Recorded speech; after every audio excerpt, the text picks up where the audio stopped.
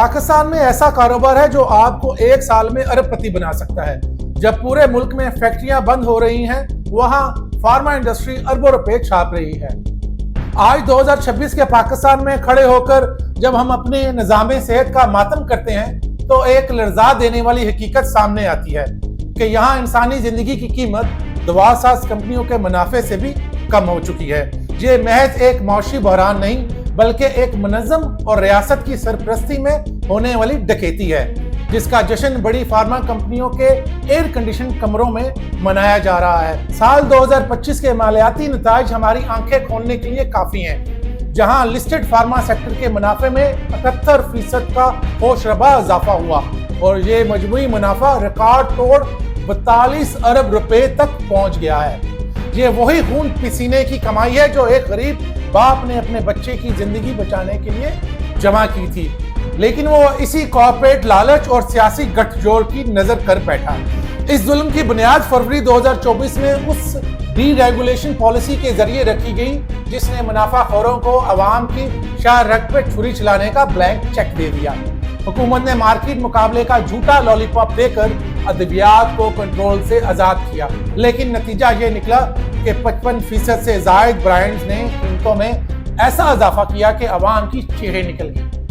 Thyroid کی دوا تھائرونورم کی قیمت میں 241% اور انسولین کے آلے ہیوماپن میں 114% کا اضافہ کوئی عام تبدیلی نہیں بلکہ معاشی قتل عام ہے۔ جب ذیابیطس کے مریض کا ماہانہ خرچ 10,000 سے بڑھ کر 20,000 روپے ہو جائے تو وہ علاج نہیں بلکہ موت کا انتخاب کرنے پر مجبور ہوتا ہے۔ سوال یہ ہے کہ حکومت اس کھلی لوٹ مار پر خاموش کیوں ہے؟ جواب سادہ ہے اور ہولناک ہے۔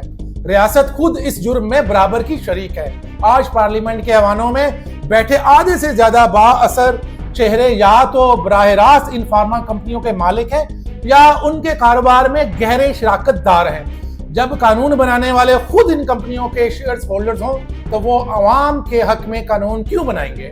یہ مفادات کا وہ ٹکراؤ ہے جس نے پاکستان کے نظام صحت کو کینسر کی طرح جکڑ لیا ہے۔ ریگولیٹری ادارے عملاً اپاہج ہو چکے ہیں۔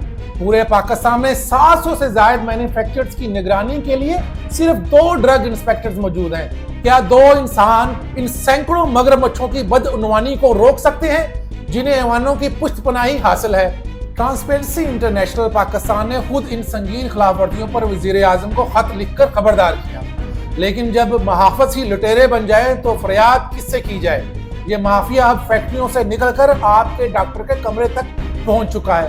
پرسکرپشن کے نام پر ڈاکٹروں کو نقد رقم، مہنگی گاڑیاں اور غیر ملکی دوروں کی رشوت دی جاتی ہے تاکہ وہ ضرورت نہ ہونے کے باوجود مہنگی ادویات لکھیں۔ ایک طرف بڑی کمپنیاں 60% تک منافع کما رہی ہیں، اپنی تجوریاں بھر رہی ہیں، اور دوسری طرف ایک عام پاکستانی بیماری کے بعد دیوالیہ ہو رہا ہے۔